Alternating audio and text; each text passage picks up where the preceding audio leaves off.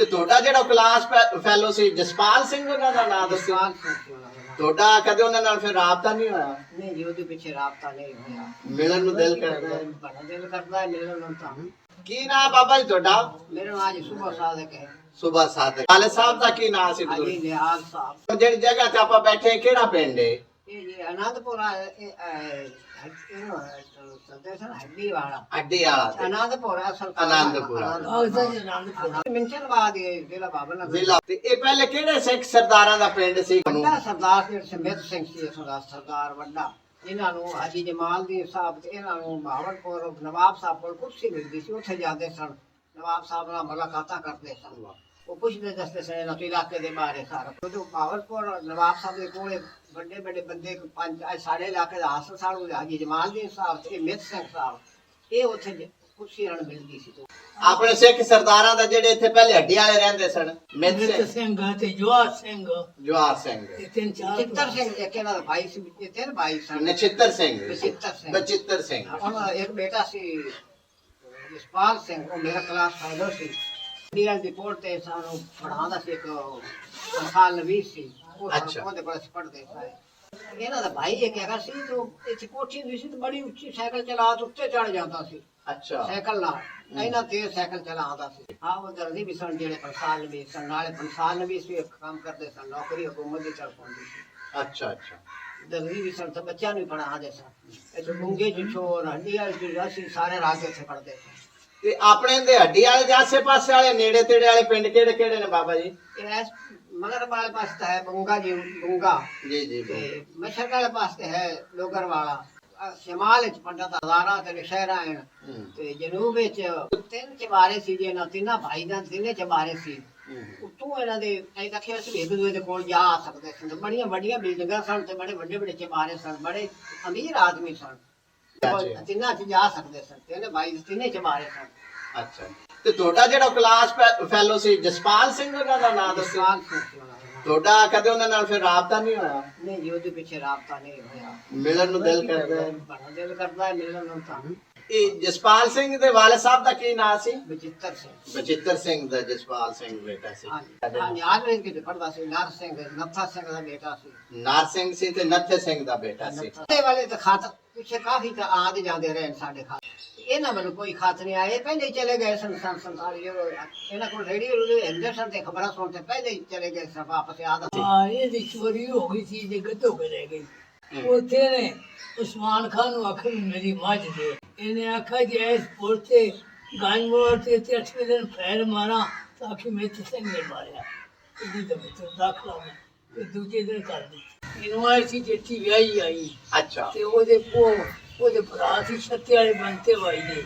ਛੱਤੇ ਵਾਲੇ ਬੰਦੇ ਉਹ ਛੱਤਾ ਪਿਛਾ ਇੰਡੀਆ ਸੀ ਪਿੰਡ ਇੰਡੀਆ ਚ ਉਹ ਕਿਤੇ ਆਏ ਤੇ ਉਦੋਂ ਲਾਈਟ ਨਾਲ ਬਾਹਰ ਫਿਰਨ ਚਲੀ ਇਹਨਾਂ ਕਰਵਾਇਆ ਸੀ ਨਾ ਇਸ਼ਾ ਤੋਂ ਪਿੱਛੇ ਰਿਸ਼ਤਾ ਯਾਨੀ ਆਪਣੇ ਨਾਲ ਸਰਦਾਰਾਂ ਕਰਾਇਆ ਸੀ ਰਵਾਣਿਆਂ ਨੇ। ਉਹ ਫਿਰ ਉੱਥੇ ਲੰਘਿਆ ਤੇ ਉਹ ਮੁੱਕ ਪਿਆ।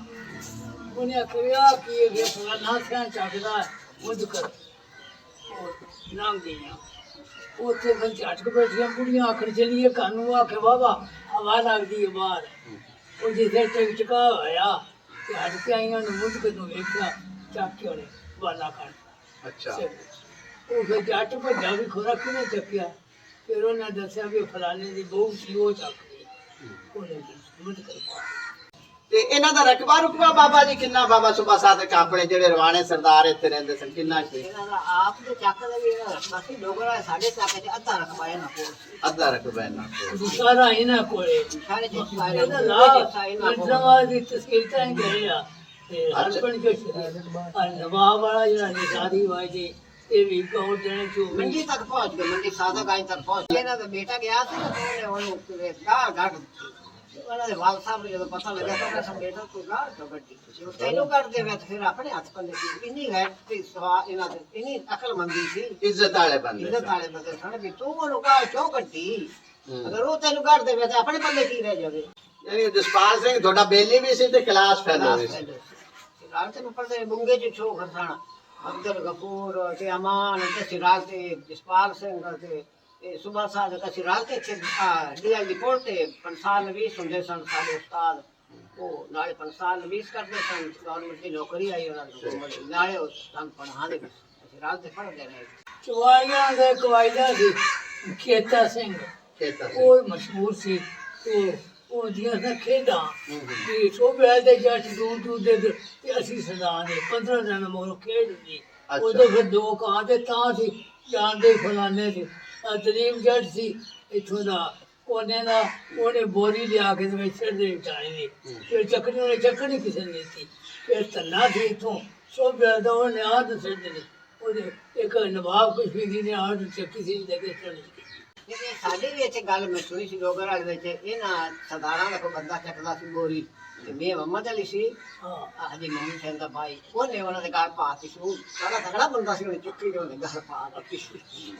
ਉਹ ਇੱਥੇ ਵੀ ਨੌਦਾ ਤੇ ਗਰਦਿਆਲ ਮਾਠਾ ਨੇ ਉੱਥੇ ਖੇਡ ਹੋਈ ਨਾ ਤੇ ਬੋਰੀ ਉਹਨਾਂ ਨੇ ਆ ਕੇ ਸਿਰਤੀ ਵਿੱਚ ਉਹ ਯਕੀਨਾ ਚੱਕ ਦੇ ਵਿੱਚ ਇੱਕ ਫੇਰ ਬਾਲਾ ਕੱਢੇ ਵੱਡਾ ਕਰ ਬਈ ਜਾਂ ਉਹ ਆਦਾ ਕਿ ਦਲੀਪ ਜੱਟ ਵਾਲੀ ਚੰਗੀ ਵਾ ਐ ਨੱਚਦਾ ਹੀ ਆਇਆ ਤੇ ਬੋਲੀ ਨੂੰ ਹੱਥ ਪਾਇਆ ਤੇ ਬਈ ਚੱਕ ਕੇ ਉਹਦੇ ਉੱਤੇ ਮਾਰੀ ਸੀ। ਇੱਥੇ ਜੀ ਬੜੇ ਦੂਰ ਦੂਰ ਦੇ ਖਿਡਾਰੀ ਆਦੇ ਸੋਥਰ ਦੇ ਸਖੀ ਸਦਾ ਦੇ ਮੁਸਲਮਾਨ ਇਹ ਆਦਾ ਜੱਟ ਦੇ ਲੰਡਿਆਂ ਰੋਡਿਆਂ ਦਾ ਬਾਹਮਣ ਹੁੰਦਾ ਸੀ। ਇੱਕ ਇੰਦਰ ਗੁਰਜਾਣਾ ਇੱਕ ਕਸਾਈ ਵਾੜੇ ਦਾ ਸਰਦਾਰ ਹੁੰਦਾ ਸੀ, ਬੜੇ ਨਸਲ ਤੇ ਅਸੀਂ ਗੜਬੀ ਦੇ ਕਾਜੀ ਸਦਾਏ ਫਿਰ ਹਾਸਪੋਰਟ ਦਾ ਫਾਇਦਾ ਤੇ ਹਾਸਪੋਰਟ ਦਾ ਇੱਕ ਉਹ ਇੱਕ ਵਾਰੀ ਤਾਂ ਆਂਦੇ ਝੰਡੀ ਲੈ ਜਾਂਦੇ ਉਹ ਬਾਹਮਣ ਤੋਂ ਮੁੜ ਕੇ ਨਹੀਂ ਝੰਡੀ ਦਿੰਦਾ ਸੀ, ਮੁੜ ਕੇ ਬਾਹਮਣ ਵਾਲਾ।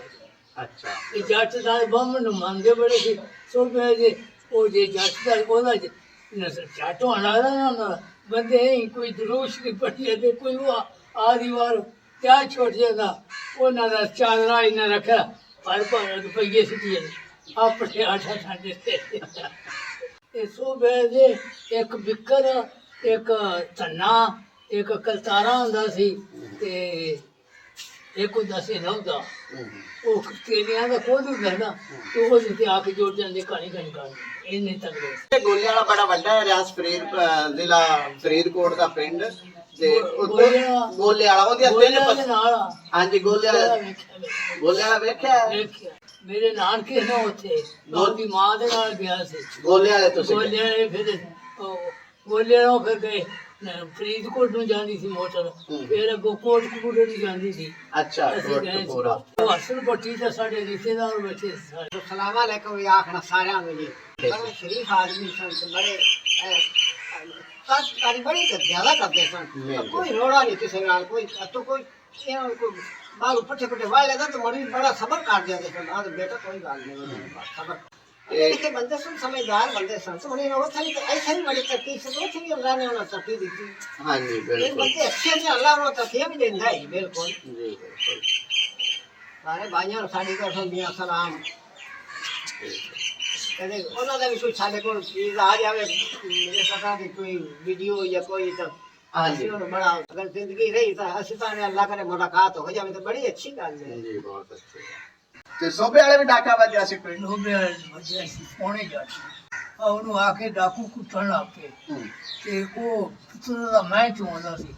ਉਹ ਬਹੂ ਆਈ, ਉਹਨੇ ਜਾ ਕੇ ਉਹਨੂੰ ਆਖਿਆ ਬਾਪੂ ਨੂੰ ਕੁੱਟੀ ਜਾਂਦੇ, ਉਹ ਆਖਰ ਸਾਨੂੰ ਚਾਬੀਆਂ ਦੱਸ। ਉਹ ਜੈਸੇ ਉੱਥੇ ਛੋੜਦੇ ਮੈਂ ਚੋਈ ਤੇ ਉੱਥੇ ਕਈ ਸੀ ਅੰਦਰ ਮੈਂ ਮੋਹਨ ਉਹਨੇ ਕਈ ਚੱਕਰੀ ਉਹ ਜਿਹੜਾ ਡਾਕੂ ਸੀ ਉਹਦੇ ਮਾਰੀ ਗਈ। ਅੱਛਾ ਉਹਦਾ ਧਰਮਾਂ ਨੂੰ ਜਿਹੜਾ ਚਵਾਰੇ ਤੇ ਖੜਾ ਸੀ ਉਹਨੇ ਉਹਨੂੰ ਫਾਇਰ ਮਾਰਿਆ ਫਿਰ ਗੋਟੇ ਤੇ ਲੱਦ ਲਿਆ। ਕਿਸੇ ਉਹ ਛੱਤੀਗੜ੍ਹ ਕੱਸੀ ਕੋਲ ਗਏ ਨਾ ਉੱਥੇ ਨਾ ਉਹਨੂੰ ਨਫਤਾ ਮਾਰਤਾ ਗਿਆ ਉੱਥੋਂ ਫਾਇਰ ਮਾਰਿਆ। ਇੱਕ ਇੱਕ ਪਿੰਡ ਦੇ ਦੋ ਹੀ ਨਾਂ ਸੀ ਔਰ ਨਿਸ਼ਾਰਾ ਜੰਗਲ ਦਾ ਅਖਵਾਈ ਦਾ ਹਜ਼ਾਰਾ ਪੰਡਤ ਰਾਮ ਵਾਈ ਦਾ ਤੇ ਅਸੀਂ ਹਜ਼ਾਰਾ ਇੱਥੇ ਨਿਸ਼ਾਰੀਆਂ ਨਵਾਬ ਵਾਲਾ ਜਿਹੜਾ ਆ ਗੌਰ ਜਾਣਾ ਫਤਿਹਗੜ੍ਹ ਤੇ ਆ ਜਿਹੜਾ ਕਲਚੀਆਂ ਪੁਸਾ ਦਾ ਯਾਰ ਕਾਂ ਤਾਈ ਗਾਂਦਾ ਦੀ ਕੁਟੀਆਂ ਹੁੰਦੀ ਸੀ ਇੱਥੇ ਦੇਰ ਵਾਤ ਨਾਲ ਪਾਸ ਰਸਤਾ ਜਾਂਦਾ ਸੀ ਮਿੱਟੀ ਕੁਟੀਆਂ ਬਣਾਈ ਸੀ ਉਹਦੇ ਵਾਲਦਾ ਦੇ ਉੱਥੇ। ਅੱਛਾ ਕੁਟੀਆਂ ਬਣੀ ਸੀ ਤੇ ਕੁਟੀਆਂ ਦੇ ਵਿੱਚ ਇਹਦਾ ਵਾਲਦਾ ਦਾ ਕਿਸੇ ਨਾਲ ਜਾਂਦਾ ਜਾਨੀ ਕਿੱਥੇ ਵਾਲਦਾ ਸੀ ਉਹ ਮੜੀ ਬਣੀ ਹੋਈ ਸੀ। ਦੇਰ ਵਾਤ ਪਰ ਨਾਲ ਰਸਤਾ ਜਾਂਦਾ ਸੀ ਡੋਗਰ ਵਾਲੇ ਨੂੰ ਇਹਦੇ ਉੱਤੇ